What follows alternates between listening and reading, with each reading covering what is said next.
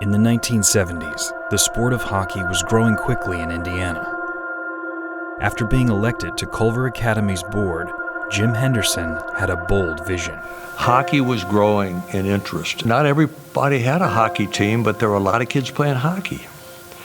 And if we had a hockey program, we could attract students to Culver. My first impression of Culver hockey was before it even existed, and just talking to Dad about what it could be around the dinner table. The thing was, we needed a rink.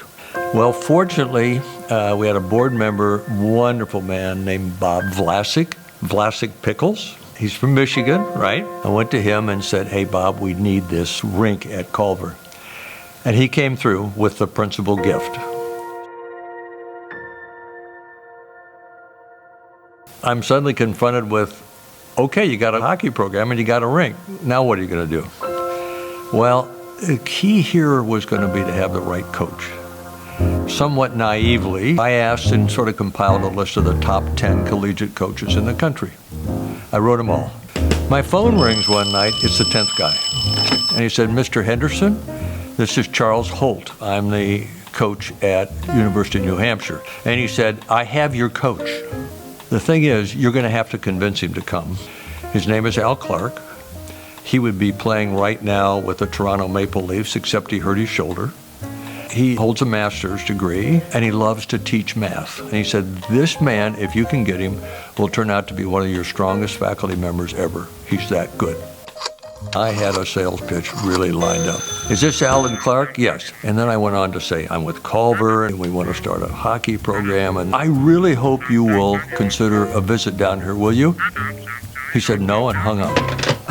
The first contact I had with Jim Henderson, I listened politely, but I was pretty happy where I was teaching and living up north of Toronto, so I really wasn't interested. Jim was pretty persistent. So I called him back. As he often is. And about the third call, finally convinced me to come down and take a look. The visit is what did it, as it usually does at Culver. Al Clark accepted the position as Culver's head hockey coach in 1976. His first job was to find players for the new team. He canvassed the school and he found about, I think he told me 10 or 12 students who could skate. He cobbled together a team, predictable results. We didn't win much, but the cool thing was Al never missed a beat. The primary goal, especially with the young, we had a lot of younger players. We were trying to get better every day. But the word sort of got around that Culver had a rink and it had a qualified coach, and he was drafted by the Maple Leafs. I not only had my two sons come, but 4 other kids from Columbus, Indiana came. So there we had 6 players right there. One of our great math instructors, when he heard about the program, the Sparrow brothers came. And then others that sort of came from within the family. You know, we weren't out recruiting a lot of people. We put together a pretty darn good team. The key to it was a young man named Skeeter Moore. Skeeter was a real talent, and he came to Culver, and he made a difference. We got Skeeter going into 78, 79, and I remembered him from Woodcraft Camp, knew he was a good athlete and had heard he was a good hockey player, but when we got on the ice with him, it was a real eye-opener. He taught everybody just, by being on the ice with him, how the game's supposed to be played.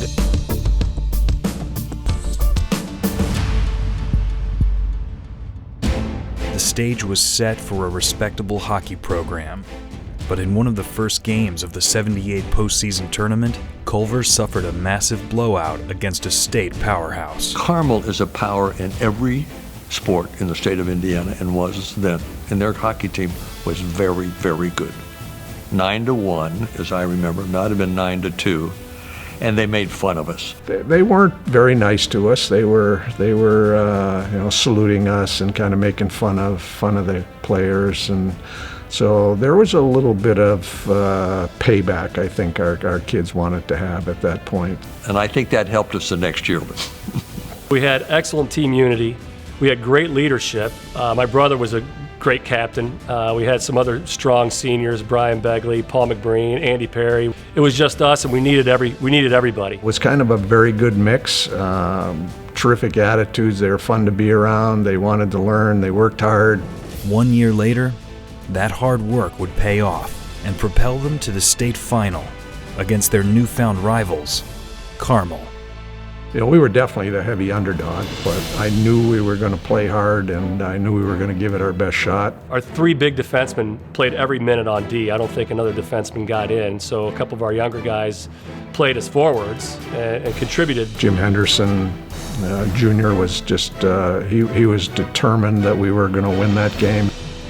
Our first goal was by, who now is a very big man, was a pretty small freshman, Jimmy Sparrow.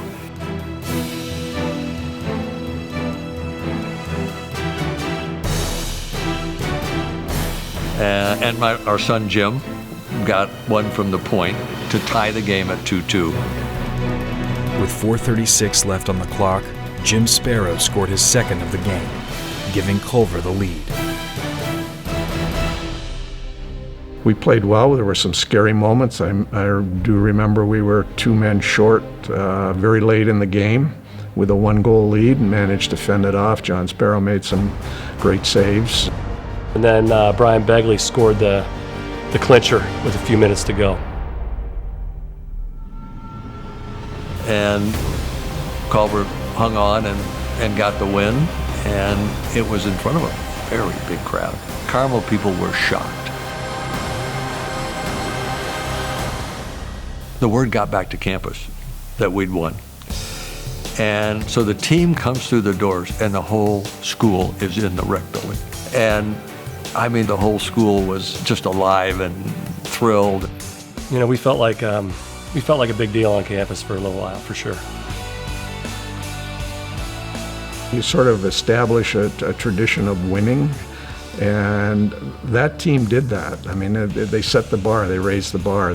And that was followed, in typical Al Clark fashion. Let's play tougher and tougher competition. So we win the state championship in the spring, and that Christmas we're out playing in Eastern tournaments against the best prep schools in the East, and giving a very good account of ourselves. So the whole thing went from an outdoor rink where we got dressed in the basement and carried our skates out to taking a trip to Europe and winning 8 of our 10 games and making noise in Eastern tournaments, all in 2 seasons. We really did it in a homegrown way, which was pretty rewarding. So Skeeter had come from Wisconsin and the Sparrows were from Michigan, but they were all Culver people. And we weren't bad for being a bunch of locals. That group of local hockey players helped Coach Al Clark create a tradition of excellence that continues today, 40 years after Jim Henderson's ambitious vision. If you asked people about Culver hockey, what it represents, and they're going to say that players always come ready to work hard. We tried to establish a tradition of working hard every day, off the ice, on the ice, and then doing things the right way, having respect for people along the way, even your opponents, respecting the game. So I'd say hard work and respect from beginning to end. It starts with his philosophy that Culver and mathematics and academics are very, very important. The leadership program is important. Sports contribute to a Culver experience in an important way, but not the principal way. That's the kind of way he is. I did care about the kids. I think that was, if I did have any success as a teacher and a coach, I think it's probably because I did care, and I guess that's something I would like to be remembered as, somebody who cared. I think you could do a lot worse than to emulate Al Clark. We got lucky, frankly. We had a wonderful reference check, but we really got lucky.